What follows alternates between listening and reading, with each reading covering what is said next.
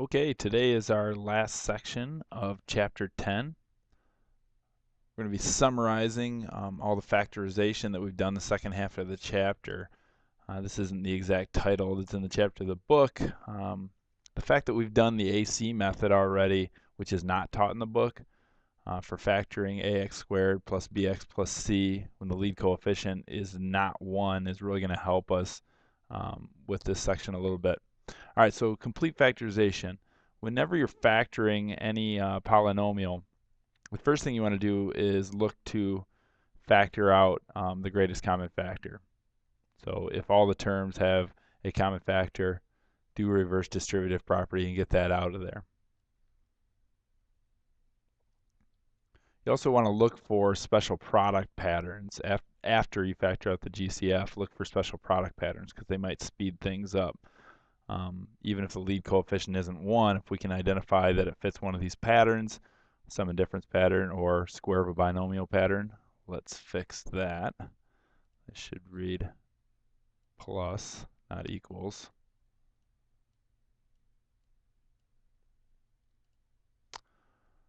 So we'll look for special product patterns next. If there are no special product patterns, then we'll go with this first method we learned for factoring. When the lead coefficient is 1, find factors of C that whose sum is B, that add up to B. And then the last thing we'll do is, if the lead coefficient's not 1 and it doesn't fit one of these special product patterns, then we're going to have to use the AC method to completely factor it. All right, so let's do some examples, and hopefully you've got these written down in your notes. In fact, make sure you have them written down in your notes because we'll refer back to them. All right, so this one's just asking us to factor out the greatest common factor. We've done this a little bit when we did the AC method, but what are 33x to the fifth and 121x squared both divisible by? Well, first of all, they're both divisible by 11. 33 and 121 are both divisible by 11. But furthermore, x to the fifth and x squared are both divisible by x squared. So we're going to factor that out as well. That's their greatest common factor. That's what they're both divisible by. All right, so to finish the factorization, we'll divide 33x to the fifth by 11x squared, and we'll divide 121x squared divided by 11x squared. Okay, this is division. 33 divided by 11 is 3. X to the fifth divided by x squared is x to the third. 121 divided by 11 is 11. X squared divided by x squared is x to the 0. So we don't write an x. If you distribute 11x squared through this, 11x squared times 3x cubed is 33x to the fifth, and 11x squared times 11 is 121x squared. Tell whether the polynomial is factored completely. Yes, I'm noticing all my mistakes. Let's put an O in there. All right, so is A completely factored? I can see that they factored out a 4 for the greatest common factor of 4x squared and 36. So the question is, can x squared plus 9 be factored any further? Well, the lead coefficients, well, it starts and ends with a perfect square, but this is not the difference of two perfect squares. It's addition. So are there factors of 9 that add up to 0? Are there factors of C that add up to B? And there aren't any. So this is completely factored.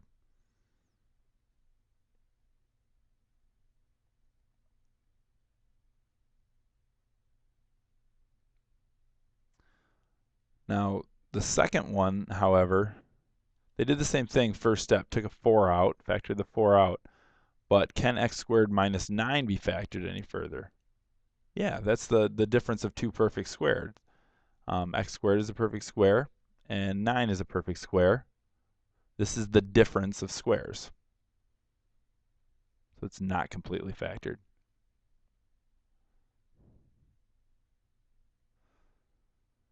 Because x squared minus 9 can be rewritten as x plus 3 times x minus 3. That's a special product pattern.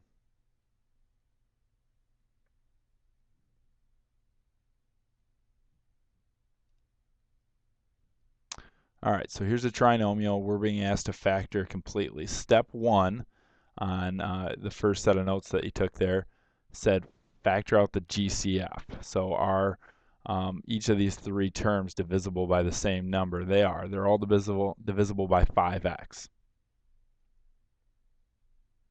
So 5x cubed divided by 5x is x squared. 25x squared divided by 5x is 5x. 30x divided by 5x is 6. So we factor out the GCF. Step 2, look for any special product patterns. This is a perfect square, but 6 is not, so that rules that out.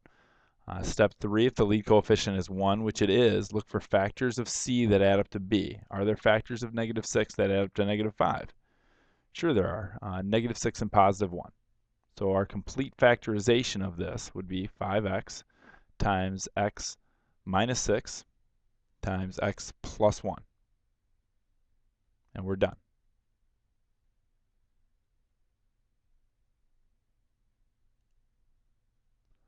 All right, same thing. We've got a binomial. They're asking us to factor this completely. Step 1, is there a greatest common factor? 75 and 3 are both divisible by 3. X to the 4th and x squared are both divisible by x squared. So let's take 3x squared out of this expression. Remember, you can check this by doing distributive property. 3x squared times 25x squared is 75x to the 4th. We learned exponent rules back in chapter 8. 3x squared times -1 is -3x squared. Okay, is this completely factored? Step 2 is check for special product patterns. This fits one because 25x squared is a perfect squared, and then we're subtracting a perfect square. So this is the difference of squares, or the sum and difference pattern. So we'll go with 3x squared, and then 5x plus 1, and 5x minus 1. And now we're done.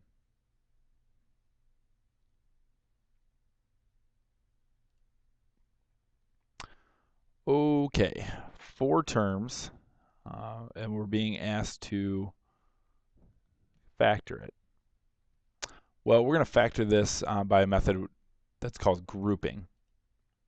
And that is, let's group the first 2 terms together, and let's group the second 2 terms together. And as soon as we do that, hopefully this looks very familiar. Hopefully this looks like, you know, an intermediate step in the AC method. So let's look at this first grouping. Is there a greatest common factor that we can take out? Yes, they're both divisible by x squared. And let's look at this second grouping. Is there a greatest common factor that we can take out? Yes, they're both divisible by 6.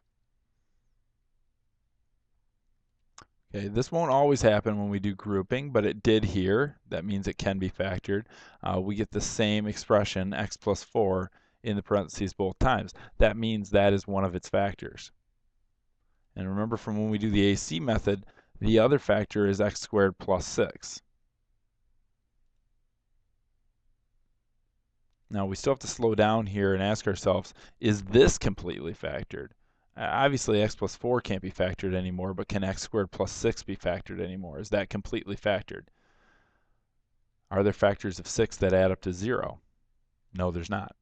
So yes, this is completely factored.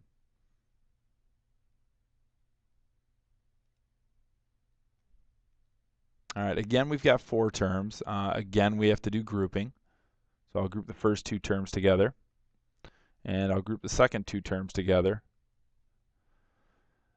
Notice how I kept the negative sign in the parentheses. That makes a big difference.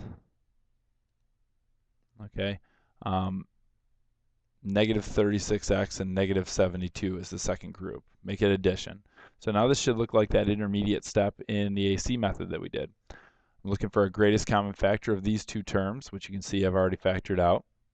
And then I'm looking for greatest common factor of these 2 terms. They're both divisible by negative 36.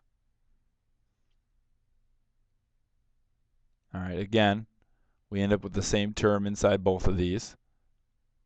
So that's one of the factors of the original expression. The other one is x squared minus 36.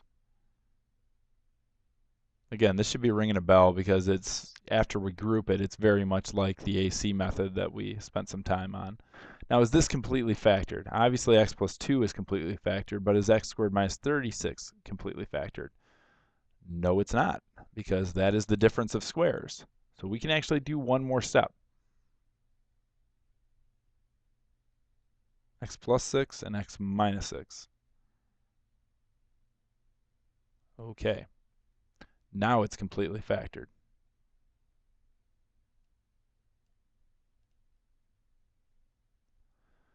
Okay, now we're being given an equation to solve. So here we go. First of all, I'm going to divide both sides of this equation by 4, just to kind of make the numbers a little bit smaller. I'm allowed to do that as long as I do the same thing to both sides. Okay. Next, I'm going to factor out the greatest common factor, which is x.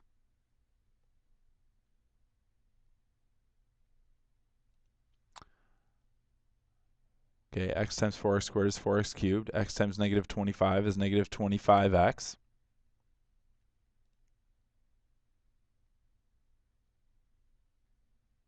And I'm going to factor that a little bit more because I've got the difference of squares. Perfect square, perfect square. It is subtraction. This is the sum and difference pattern. The square root of 4x squared is 2x. The square root of 25 is 5. It's a pattern we've worked with a couple times. Now I can solve this equation using the zero product property.